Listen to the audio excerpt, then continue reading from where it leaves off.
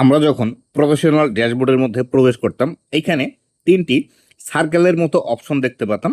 এই সার্কেলের মতো অপশনগুলো কিন্তু এখন আর নেই।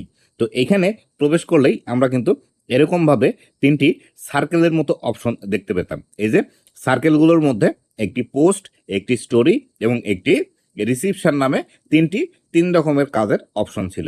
তো এই বিষয়টি আবারও কিন্তু উঠিয়ে নিয়েছে ফেসবুক।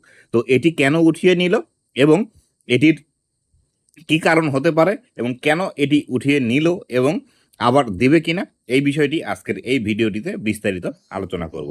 তো বন্ধুরা, আপনি যদি আমার চ্যানেলে প্রথমবার এসে থাকেন, অবশ্যই চ্যানেলটি সাবস্ক্রাইব করে দিয়ে পাশে আসা বেল নোটিফিকেশনটি অন করে দিবেন, যাতে করে ভবিষ্যতেও ফেসবুক রিলেটেড এমন আরও ইনফরমেটিভ কন্টেন্টগুলো আপনারা পেতে থাকেন।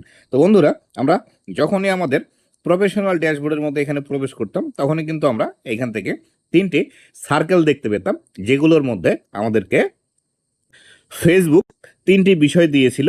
একটিতে পোস্ট ট্র্যাক করার বিষয়, একটি স্টোরি ট্র্যাক করার বিষয় এবং একটি রিসিপশন ট্র্যাক করার বিষয়। মানে এখান থেকে আমি কতগুলো পোস্ট করছি, কতগুলো আমি নিজে থেকে টার্গেট সেট আপ করেছি, এই বিষয়গুলো কিন্তু আমরা এখান থেকে দেখতে পেতাম। কিন্তু বর্তমানে এই বিষয়গুলো কিন্তু আর নেই, ফেসবুক এখান থেকে উঠিয়ে নিয়েছে। তো আপনাদেরও কার কার এই বিষয়টি উঠিয়ে নিয়েছে এবং কার কার আছে, অবশ্যই কমেন্ট করে জানাবেন, যাতে করে আমরা বুঝতে পারি যে ফেসবুকের মধ্যে বর্তমানে কি চলছে।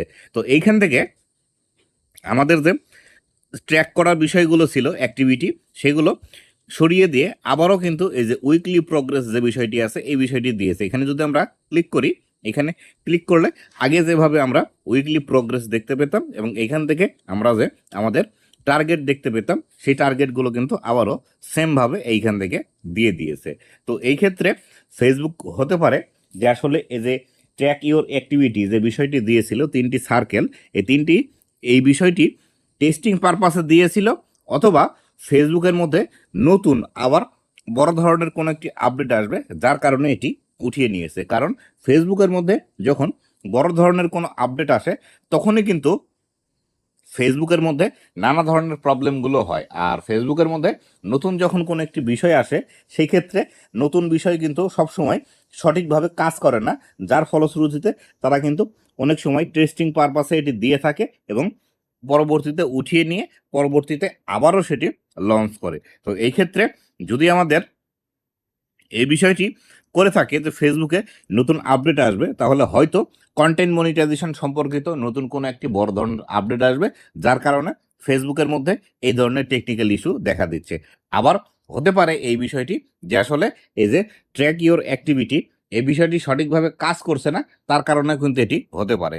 যখন আবার এর প্রবলেমগুলো ফিক্স করে নতুন করে আবার অ্যাপ্লাই করবে, তখন কিন্তু আবারও আমরা এই বিষয়টি দেখতে পাই। তো সেই ক্ষেত্রে এই ট্র্যাক ইওর অ্যাক্টিভিটি যে বিষয়টি ছিল আমাদের এখানে, এই যে এই ট্র্যাক ইওর অ্যাক্টিভিটি থাকলে যে বিষয়টি হতো, আমরা নিজেই আমাদের গোল সেট করতে পারতাম যে আমি সপ্তাহে কয়টি ভিডিও দিব, কয়টি স্টোরি পোস্ট করব, এই বিষয়গুলো, এবং আমার এঙ্গেজমেন্ট কেমন আসছে, এবং তার উপর কিন্তু আমি ভিডিওগুলো ভালোভাবে তৈরি করতে পারতাম। ঠিক এই বেনিফিটটাই কিন্তু আমরা এখান থেকে পেতাম।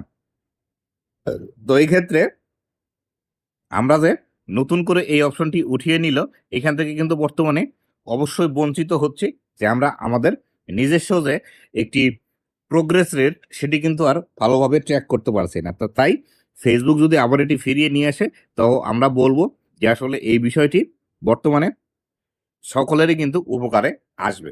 তো বন্ধুরা, এই ছিল আজকের ভিডিওটি কেমন লেগেছে অবশ্যই জানাবেন, এবং ভবিষ্যতে ফেসবুক রিলেটেড এমন আরও ইনফরমেটিভ কন্টেন্টগুলো পাওয়ার জন্য অবশ্যই আমার ফেসবুক পেজ এবং ইউটিউব চ্যানেলের সাথেই থাকবেন। ধন্যবাদ সবাইকে।